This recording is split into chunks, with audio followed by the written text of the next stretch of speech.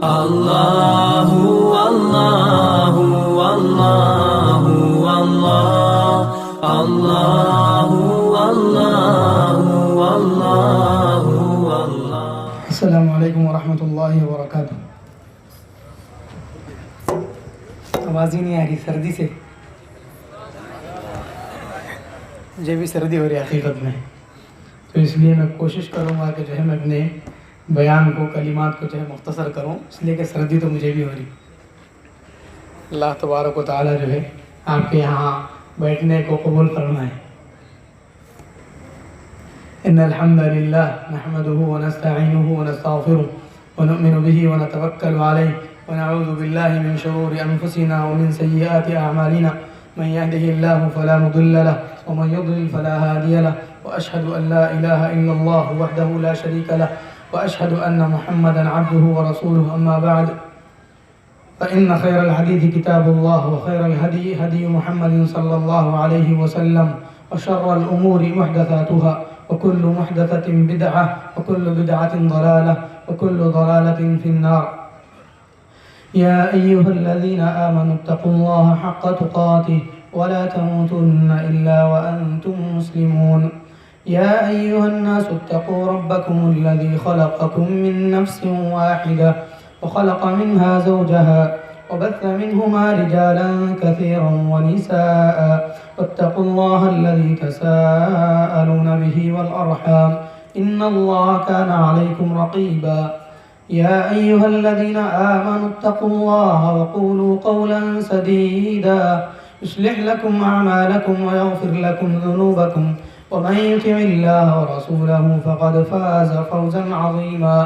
وقال تعالى في موضع آخر: أعوذ بالله من الشيطان الرجيم، واعتصموا بحبل الله جميعا ولا تفرقوا، واذكروا نعمة الله عليكم إذ كنتم أعداء فألف بين قلوبكم فأصبحتم بنعمته إخوانا، وكنتم على شفا حفرة من النار فأنقذكم منها، كذلك يبين الله لكم آياته لعلكم تهتدون۔ وقال النبي صلى الله عليه وسلم: من فارق الجماعة قدر شبر فقد خلع ربقة الإسلام من عنقه۔ وقال صلى الله عليه وسلم: عليكم بالجماعة فإن يد الله مع الجماعة، أو كما قال عليه الصلاة والسلام۔ واجب الاحترام علماء کرام، ذمہ داران جماعت اور جمعیت اور بانی مسجد ہادہ مسجد محمد قمر جناب شیخ محمد قمر صاحب، محمد بن عبداللہ صاحب، اللہ تبارک و تعالیٰ آپ کی حفاظت فرمائے، اللہ تعالیٰ آپ کو صحت اور عافیت نصیب فرمائے۔ حاضرین مجلس، پیارے بچوں، پردہ نشین اسلامی ماں اور بہنوں، ہر قسم کی حمد و ثنا اللہ رب العالمین کے لیے ہے، جس کی نعمت، بادشاہت اور مخلوق، حکم سب کچھ اسی کا ہے۔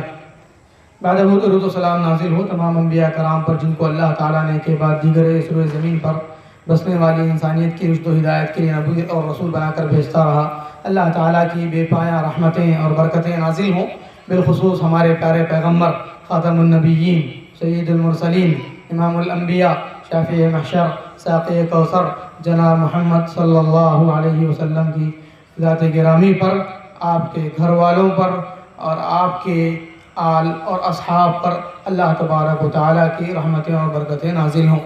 میرے اسلامی بھائیوں، آج کے اس افتتاحی اجلاس میں مجھے جس موضوع پر کچھ باتیں کہنے کے لیے کہا گیا ہے وہ ہے اتحاد اور اتفاق، اتحاد اور اتفاق کی اہمیت اور فضیلت۔ میرے اسلامی بھائیوں، یہ موضوع آپ نے کئی بار، کئی مسجدوں میں، کئی اجتماعات میں آپ نے سنا ہوگا، لیکن نصیحت کرنا چاہیے۔ وذکر فإن الذکریٰ تنفع المؤمنین، نصیحت جو ہے مومنوں کو فائدہ دیتی ہے، اسی لیے کچھ باتیں آپ کے گوش گزار کرنے کی سعادت حاصل کر رہا ہوں۔ دعا ہے کہ اللہ تبارک و تعالیٰ میرے کہنے میں اخلاص عطا فرمائے، اور اللہ تبارک و تعالیٰ کہنے اور سننے کے مطابق اللہ تعالیٰ ہمیں عمل کی توفیق نصیب فرمائے۔ میرے اسلامی بھائیوں، اتحاد اور اتفاق، اتحاد اور اتفاق کا یہ جو موضوع ہے، ابھی جمعے کے دن گزشتہ جمعہ جو ہے، پرسوں کا جو جمعہ ہے، جمعے کے دن مسجد نبوی کا شیخ علی الحذیفی کا خطاب ہوا ہے، خطبہ جو ہے ان کا اسی پر تھا۔ بیان کا موضوع پہلے طے ہوا ہے اور خطبہ جو ہے جمعے کے دن علی الحذیفی کا مسجد نبوی میں ہوا ہے، اور اس کا موضوع تھا، اس کا مطلب جمعے کے خطبے کا موضوع تھا اور ان کا موضوع تھا کہ اتحاد اور اتفاق کا حکم اور اختلاف اور افتراق سے ممانعت۔ تو گزارش یہی ہے کہ وقت نکال کر کے اس خطبے کو سن لیں، اس لیے کہ اس کا اردو ترجمہ بھی انٹرنیٹ پر موجود ہے، اور ہم یہاں جو باتیں کریں گے اکثر باتیں شیخ نے بیان کی ہیں۔ تو کیوں کہہ رہے ہیں ہم یہ ایک حسن اتفاق ہے کہ ہمیں آج یہاں پر اتحاد اور اتفاق کے بارے میں بیان کرنا ہے، اور ابھی جمعے کا خطبہ بھی مسجد نبوی میں اسی کے بارے میں ہوا ہے، تو گزارش یہی ہے کہ اس کتاب کو سن لیں۔ میرے اسلامی بھائیوں، اتحاد اللہ تبارک و تعالیٰ نے ہر جگہ پر رکھا ہے۔ اسلام کا جو بھی حکم ہے، اسلام کا جو بھی حکم ہے اور ایمان کا جو بھی رکن ہے، اس میں اتحاد اور اتفاق ہے، سوائے ایک رکن کے اللہ تبارک و تعالیٰ نے سارے ہی چیزوں میں اتحاد اور اتفاق کو رکھا ہے۔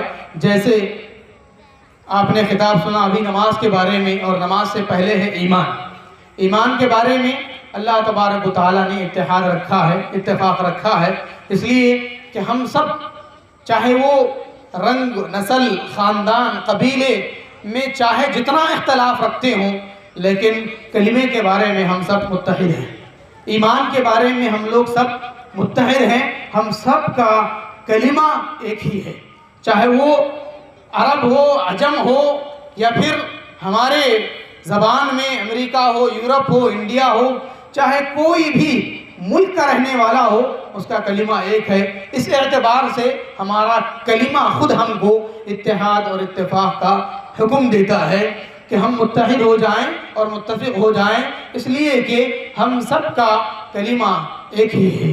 اور علامہ اقبال نے شعر میں بھی کہا تھا کہ جو ہے اس امت کا، اس قوم کا جو ہے دین بھی ایک ہے، رب بھی ایک ہے، رسول بھی ایک ہے، خانہ کعبہ قبلہ بھی ایک ہے، سب کچھ جب ایک ہے تو کچھ بڑی بات ہوتے جو مسلمان بھی ایک ہے۔ تو توحید یہ ہمیں اس بات کی دعوت دیتی ہے، ہمارا عقیدہ، ہمارا ایمان ہمیں اس بات کی دعوت دیتا ہے کہ ہم متحد ہو جائیں۔ حضرت ابو ہریرہ رضی اللہ تعالیٰ عنہ کی روایت ہے کہ اللہ کے رسول صلی اللہ علیہ وسلم نے فرمایا، ان اللہ یرضی لکم ثلاثا ویکرہ لکم ثلاثا فیرضی لکم ان تعبدوہ ولا تشرکوا بہ شیئا واعتصموا بحبل اللہ ویکرہ لکم قیل وقال وکثرت السؤال واضاعۃ المال۔ اللہ کے نبی صلی اللہ علیہ وسلم نے فرمایا کہ اللہ تعالی تمہیں 3 باتوں کا حکم دے کر خوش ہوتا ہے، اللہ تعالیٰ تمہارے بارے میں 3 باتوں کے بارے میں راضی ہے، خوش ہے، اور تمہارے لیے اللہ تعالیٰ 3 باتوں کو پسند کرتا ہے۔ پہلی بات یہ ہے کہ تم اسی کی عبادت کرو، دوسری بات یہ ہے کہ اس کے ساتھ کسی کو شریک نہ کرو، اور تیسری بات یہ ہے کہ تم اللہ تبارک و تعالیٰ کی رسی کو مضبوطی کے ساتھ تھام لو۔ صحیح بخاری کی روایت ہے، اور صحیح مسلم میں ہے کہ اللہ تعالیٰ تمہارے لیے 3 باتوں کے لیے راضی ہوتا ہے۔ پہلی بات یہ ہے کہ تم اللہ ہی کی عبادت کرو، اس کے ساتھ کسی کو شریک نہ کرو، یہ پہلی بات ہے۔ دوسری بات یہ ہے کہ تم اللہ تبارک و تعالیٰ کی رسی کو مضبوطی کے ساتھ تھام لو، اور تیسری بات یہ ہے کہ تمہارا جو امیر بنے، خلیفہ بنے، ذمہ دار بنے، تم اس کی اطاعت کرو، اور 3 باتوں کو اللہ تعالیٰ تمہارے لیے پسند کرتا ہے۔ وہ کیا ہے؟ قیل وقال، ادھر ادھر کی سنی سنائی باتیں کرنا، کثرت السؤال، زیادہ بیجا سوالات کرنا، واضاعۃ المال، اور مال کو ضائع کرنا۔ یہ تینوں باتیں جو پہلے ہیں جس کے بارے میں اللہ تعالیٰ ہم سے خوش ہوتا ہے، وہ تینوں باتوں میں سے ایک بات وَاعْتَصِمُوا بِحَبْلِ اللَّهِ جَمِيعًا ہے کہ اللہ تعالیٰ کی رسی کو مضبوطی کے ساتھ تھام لو۔ اللہ تعالیٰ کی رسی مفسرین کی زبان میں قرآن ہے، اللہ تعالیٰ کی رسی ایمان ہے، اللہ تعالیٰ کی رسی اسلام ہے، اور یہ سب کے سب معنی اللہ تبارک و تعالیٰ کی رسی کے بارے میں شامل ہیں۔ قرآن بھی، ایمان اور اسلام بھی، یہ سب کا سب عقیدہ بھی یہ اللہ تبارک و تعالیٰ کی رسی ہے. وَاعْتَصِمُوا بِحَبْلِ اللَّهِ، اللہ تبارک و تعالیٰ کی رسی کو مضبوطی کے ساتھ تھام لو. اور وہی آیت میں نے خطبہ مسنونہ کے بعد پڑھی کہ وَاعْتَصِمُوا بِحَبْلِ اللَّهِ جَمِيعًا، اللہ کی رسی کو سب لوگ مل کر تھام لو. وَلَا تَفَرَّقُوا، فرقہ فرقہ نہ بنو، اختلاف نہ کرو. اور یاد کرو جب تم آپس میں ایک دوسرے کے سخت دشمن تھے، جہنم کے گڑھے کے کنارے پہنچ چکے تھے، فَأَصْبَحْتُمْ بِنِعْمَتِهِ إِخْوَانًا، اللہ تبارک و تعالیٰ کے احسان سے تم آپس میں بھائی بھائی بن گئے. اور میرے بھائیوں، اتحاد اور اتفاق جیسے ہمارے پہلے رکن توحید، ایمان اور عقیدے میں شامل ہے، ویسے ہی ہمارا جو دوسرا رکن ہے جس کے بارے میں ابھی آپ نے شیخ سے بہت سارا خطاب سنا، وہ کیا ہے؟ نماز ہے. اور نماز سب کی سب اتحاد کی جو ہے دعوت دیتی ہے. اللہ تعالیٰ نے کیا کہا؟ وَأَقِيمُوا الصَّلَاةَ وَآتُوا الزَّكَاةَ وَارْكَعُوا مَعَ الرَّاكِعِينَ، نماز قائم کرو، زکوٰۃ ادا کرو، رکوع کرنے والوں کے ساتھ رکوع کرو. اور کہا ان الصلاۃ کانت علی المؤمنین کتابا موقوتا، کہ بے شک نماز سارے مسلمانوں پر ایک ہی وقت میں فرض کی گئی ہے. بے شک نماز سارے مسلمانوں پر ایک ہی وقت میں فرض کی گئی ہے، ایک وقت میں فرض کی گئی ہے. ہر نماز کا ایک وقت ہے اور وہی وقت سارے مسلمانوں کے لیے ہے. یہ نماز ہم کو اتحاد اور اتفاق کا درس دیتی ہے. اور اللہ کے رسول صلی اللہ علیہ وسلم نے نماز کو اتحاد اور اتفاق کی تعلیم دینے کا آپ نے مرکز بنا دیا تھا. کیسے؟ اللہ کے رسول صلی اللہ علیہ وسلم ہر نماز میں نماز شروع کرنے سے پہلے آپ ایک حکم دیا کرتے تھے، جو حکم اللہ کے نبی صلی اللہ علیہ وسلم کا اتحاد اور اتفاق کی تعلیم دیتا ہے. کہتے تھے استووا صفوفکم ولا تختلفوا فتختلف قلوبکم، اپنی صفوں کو درست کرو اور اختلاف نہ کرو ورنہ تمہارے دل مختلف ہو جائیں گے. اور آپ یہ بھی کہتے تھے کبھی لَتُسَوُّنَّ صُفُوفَكُمْ أَوْ لَيُخَالِفُنَّ اللَّهَ بَيْنَ وُجُوهِكُمْ، تم ضرور بضرور اپنے صفوں کو سیدھی کرو، درست کرو، ورنہ اللہ تبارک و تعالیٰ تمہارے درمیان، تمہارے چہروں کے درمیان اللہ تبارک و تعالیٰ اختلاف ڈال دے گا. تو اللہ کے رسول صلی اللہ علیہ وسلم نے ہر نماز میں اللہ کے نبی صلی اللہ علیہ وسلم نے اس بات کی تعلیم دی ہے. تو یہ تاکید ہے کہ لوگ اتحاد اور اتفاق کا مظاہرہ کریں. اور اللہ کے رسول صلی اللہ علیہ وسلم نے اختلاف سے اتنا ڈرایا ہے. اللہ تبارک و تعالیٰ نے کہا وَلَا تَكُونُوا مِنَ الْمُشْرِكِينَ مِنَ الَّذِينَ فَرَّقُوا دِينَهُمْ وَكَانُوا شِيَعًا كُلُّ حِزْبٍ بِمَا لَدَيْهِمْ فَرِحُونَ، تم مشرکوں میں سے نہ ہو جاؤ جنہوں نے اپنے دین کے فرقے بنا لیے، گروپ بنا لیے اور فرقوں میں بٹ گئے. کل حزب بما لدیہم فرحون، ہر جماعت، ہر گروہ، ہر فرقہ اپنے پاس کی چند باتوں کو لے کر کے خوش ہے، یہاں اللہ تبارک و تعالیٰ نے اختلاف کرنے کو شرک سے تعبیر دیا. اللہ تبارک و تعالیٰ نے کہ اختلاف یہ آدمی کے یعنی کہ دین کو خراب کر دیتا ہے. اور اللہ کے رسول صلی اللہ علیہ وسلم نے بھی یہی بات کہی کہ الا اخبرکم بافضل من الصیام والصدقۃ والصلاۃ، کہ کیا میں تم کو نماز روزہ اور صدقے سے افضل چیز نہ بتاؤں؟ صحابہ نے کہا کیوں نہیں؟ تو اللہ کے نبی صلی اللہ علیہ وسلم نے فرمایا اصلاح ذات البین، لوگوں کے درمیان اصلاح کا کام کرو، صلح کا کام کرو. وفساد ذات البین هي الحالقة لا اقول تحلق الرأس ولكن تحلق الدین. آپ نے کہا کہ مسلمانوں کے درمیان صلح کرو، مسلمانوں کے درمیان اصلاح کا ملاپ کا کام کرو. وفساد ذات البین هي الحالقة، نبی صلی اللہ علیہ وسلم نے فرمایا کہ فساد مسلمانوں کے درمیان ڈالنا یہ حلق کرنے والی چیز ہے، قتل کرنے والی چیز ہے. آپ نے کہا کہ یہ حلق گردن کو اور گلے کو نہیں کرتی ہے بلکہ یہ دین کو ہی ختم کر دیتی ہے. کیا اختلاف، فرقہ بندی یہ ایسی چیز ہے جو آدمی کی نہ گردن مارتی ہے نہ ہی اس کا گلا کاٹتی ہے بلکہ دین کاٹتی ہے۔ یہ حدیث اس آیت کی گویا کہ تشریح ہے کہ اختلاف آدمی کو شرک کی طرف لے جاتا ہے، اس لیے کہ اللہ تعالیٰ نے کہا کہ وَلَا تَكُونُوا مِنَ الْمُشْرِكِينَ مِنَ الَّذِينَ فَرَّقُوا دِينَهُمْ، کہ مشرکوں میں سے نہ ہو جاؤ جنہوں نے اپنے دین کے ٹکڑے ٹکڑے بنا لیے۔ تو میرے اسلامی بھائیوں، اللہ کے نبی صلی اللہ علیہ وسلم نے بھی احادیث میں اتحاد اتفاق کی تعلیم دی، اختلاف سے منع کیا۔ اللہ کے نبی صلی اللہ علیہ وسلم فرمایا کہ من فارق الجماعت قدر شبر، کہ جو آدمی بالشت برابر جماعت سے الگ ہوتا ہے، جدا ہوتا ہے، اختلاف کرتا ہے، تو اس آدمی نے اسلام کے توق کو اپنے گلے سے نکال کے پھینکا۔ اور دوسری حدیث میں اللہ کے نبی صلی اللہ علیہ وسلم فرمایا علیکم بالجماعہ، تم جماعت کو لازم پکڑو، تم جماعت کو لازم پکڑو، فإن يد اللہ علی الجماعہ، بے شک اللہ تبارک و تعالیٰ کا ہاتھ، اللہ تبارک و تعالیٰ کا ہاتھ جماعت پر ہے۔ اللہ تبارک و تعالیٰ کا ہاتھ دست شفقت، رحمت، مدد، نصرت، تائید جماعت کے ساتھ ہے۔ تو میرے اسلامی بھائیوں، اللہ کے نبی صلی اللہ علیہ وسلم نے اختلاف سے بچنے کے لیے اتنے احکامات بتائے، چھوٹی چھوٹی چیزوں میں اللہ کے نبی صلی اللہ علیہ وسلم نے تاکید کی کہ فلاں کام مت کرو، فلاں کام مت کرو، کیوں؟ تاکہ اختلاف نہ ہو جائے۔ چند مثالیں آپ کو دیتا ہوں۔ اللہ کے نبی صلی اللہ علیہ وسلم نے ایک حکم دیا تھا، کہا تھا کہ تم میں سے جو آدمی مسجد کو آئے اور اس کے ساتھ تیر ہو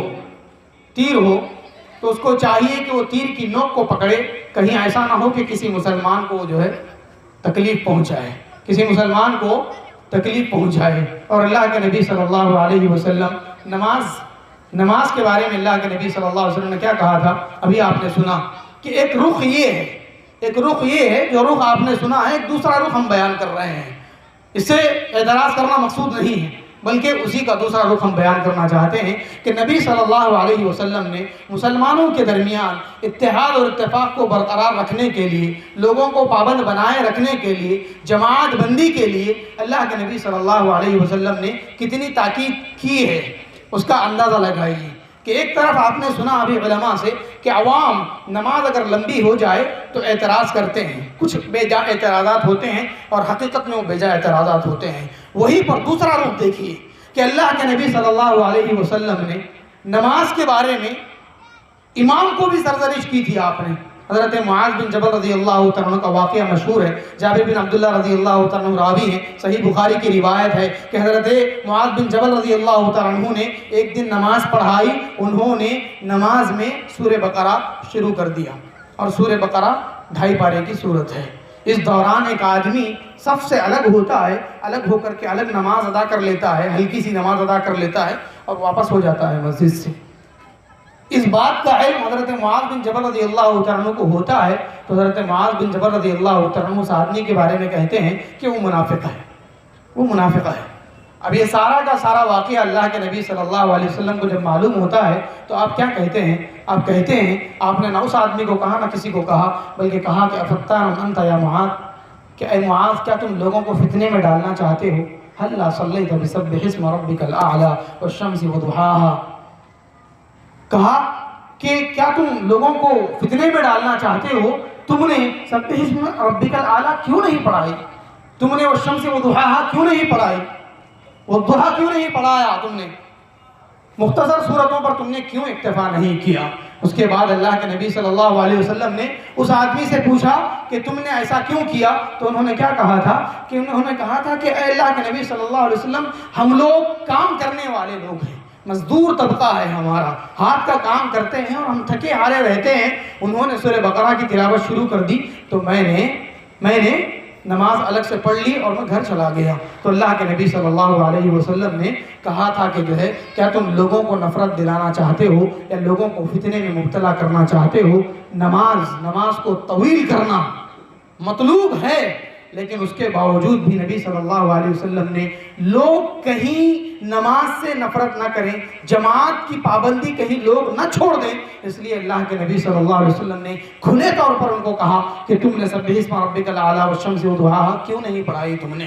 اور تم نے لوگوں کو کیوں فتنے میں مبتلا کیا؟ فتنہ کیا تھا؟ فتنہ یہی تھا کہ لوگ جماعت کو چھوڑ دیں گے، جماعت چھوڑ کے لوگ اپنے اپنے گھروں میں نماز پڑھ لیں گے۔ اس لیے نبی صلی اللہ علیہ وسلم نے ان کو تاکیدی طور پر حکم دیا کہ کیا تم لوگوں کو فتنے میں مبتلا کرنا چاہتے ہو؟ اتنا جب اللہ کے نبی صلی اللہ علیہ وسلم نے خیال کیا نماز کے بارے میں، اور خود اللہ کے نبی صلی اللہ علیہ وسلم جب نماز پڑھتے تھے تو مائیں عائشہ صدیقہ نے کیا کہا کہ لا تسأل عن حسنہن و طولہن، کہ تم نبی کی نماز جو ان کی انفرادی ہوتی تھی اس کے حسن اور اس کے طول کے بارے میں مت پوچھو کہ وہ کتنی لمبی ہوتی تھی، کتنی حسین ہوتی تھی، کہ نبی صلی اللہ علیہ وسلم اکیلے نماز پڑھتے تھے تو لمبی نماز پڑھتے تھے کہ آپ کے پیر سوجھ جاتے تھے اور ورم آ جاتا تھا، اور جب اکیلے اجتماع کے ساتھ نماز پڑھاتے تھے تو اللہ کے نبی صلی اللہ علیہ وسلم نے کیا کہا؟ خود معاذ رضی اللہ عنہ کو آپ نے کہا تھا اذا اما احدکم الناس فلیخفف، تم میں سے کوئی آدمی لوگوں کی امامت کرے تو اس کو چاہیے کہ وہ ہلکی نماز پڑھائے۔ یہ حکم اللہ کے نبی صلی اللہ علیہ وسلم کا صرف اس لیے تھا کہ لوگ جماعت سے متنفر نہ ہو، لوگ جماعت سے الگ نہ ہو۔ اسی لیے آپ نے جب ان کو یمن بھی بھیجا تو کہا تھا کہ بشرا ولا تنفرا، یسرا ولا تعسرا، تطاوعا ولا تختلفا، کہا کہ تم لوگوں کو خوشخبری دو، نفرت مت دلاؤ، لوگوں پر آسانی کرو، مشکل میں مت ڈالو، تطاوعا ولا تختلفا، ایک دوسرے کی بات ماننے والے بنو، اختلاف کرنے والے مت بنو۔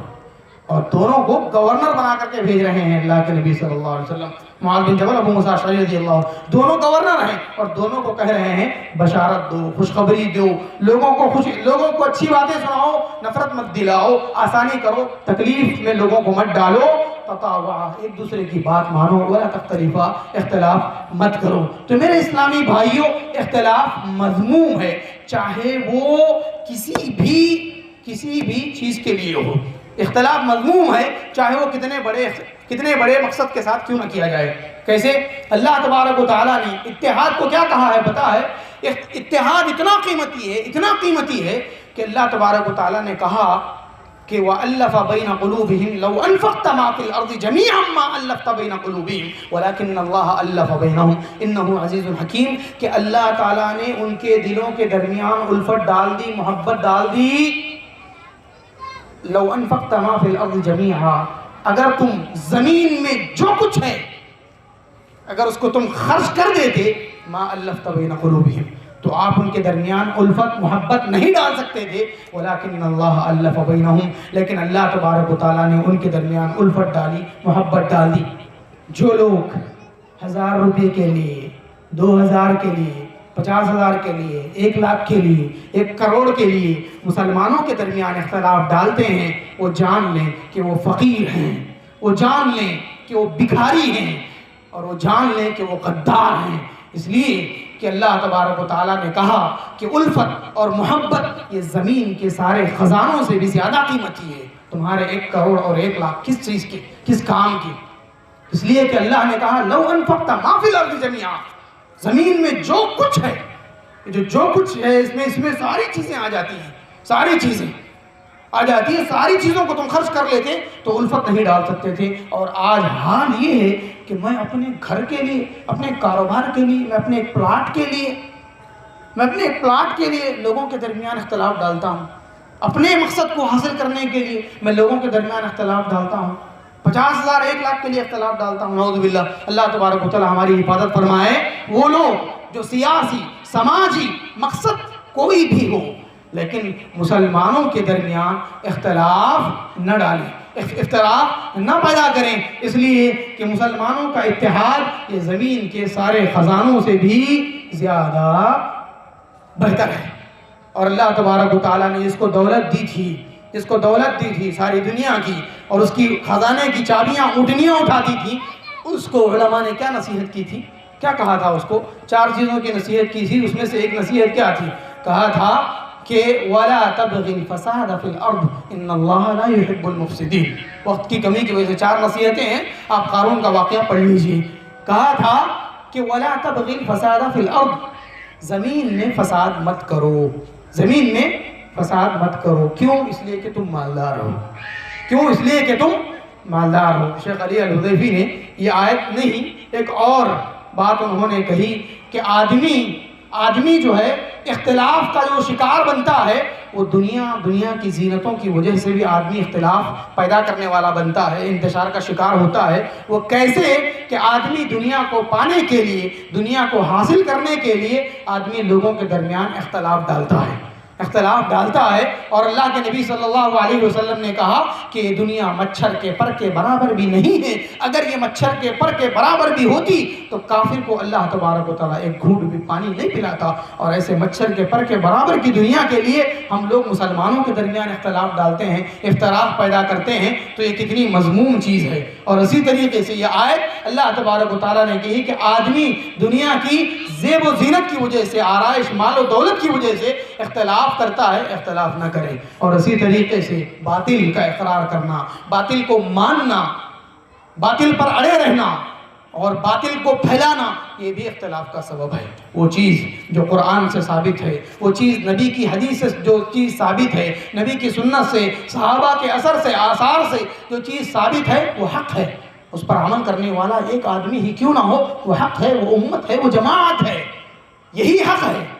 اور جو آدمی ان چیزوں کو چھوڑ کر باطل کا اقرار کرتا ہے، باطل کے باتوں کو، ناحق باتوں کو پھیلاتا رہتا ہے، ایسا آدمی انتشار پیدا کرنے والا ہے۔ اللہ کے نبی صلی اللہ علیہ وسلم نے فرمایا کہ تم زبان کے شر سے بچو، اس لیے کہ زبان کا شر، زبان کی برائی تلوار کے وار سے بھی زیادہ جو ہے سخت ہوتی ہے، تلوار کے وار سے بھی زیادہ سخت ہوتی ہے۔ تو اس لیے باطل جو ہے وہ باطل ہے، گرچہ اس کو پوری دنیا والے مانے، لیکن باطل کی کثرت دھوکے میں نہیں ڈالنا چاہیے۔ وَلَا يُعْجِبُكَ كَثْرَةُ الْخَبِيثِ، تمہارا خباثت کا زیادہ ہونا تم کو دھوکے میں نہ ڈالے، کہتے ہیں اللہ تبارک و تعالی۔ تو باطل کا اقرار کرنا یا باطل پر عمل کرنا یہ بھی انتشار کا سبب ہے۔ اللہ تعالیٰ نے کہا اِنَّ هَذِهِ أُمَّتُكُمْ أُمَّةً وَاحِدَةً وَأَنَا رَبُّكُمْ فَاعْبُدُونِ، کہ یہ تمہاری امت ایک امت ہے اور میں تمہارا رب ہوں، صرف میری ہی عبادت کرو۔ یہ امت تمہاری ایک امت ہے اور میں تمہارا رب ہوں، تم مجھ سے ہی ڈرو۔ اور اسی طریقے سے انتشار سے بچنے کے لیے اللہ کے نبی صلی اللہ علیہ وسلم نے ہمیں جس چیز کی تعلیم دی ہے وہ ہے کہ ہم ہر مسلمان کے ساتھ، تمام ہی مسلمانوں کے ساتھ حسن ظن رکھیں۔ سورہ حجرات کی آپ تلاوت کریں گے، سورہ حجرات پڑھیں گے، سورہ حجرات میں اللہ تعالیٰ کہتے ہیں انما المؤمنون اخوہ، کہ مسلمان سب کے سب آپس میں بھائی ہیں۔ فاصلحوا بین اخویکم، تم مسلمانوں کے درمیان اصلاح کرو۔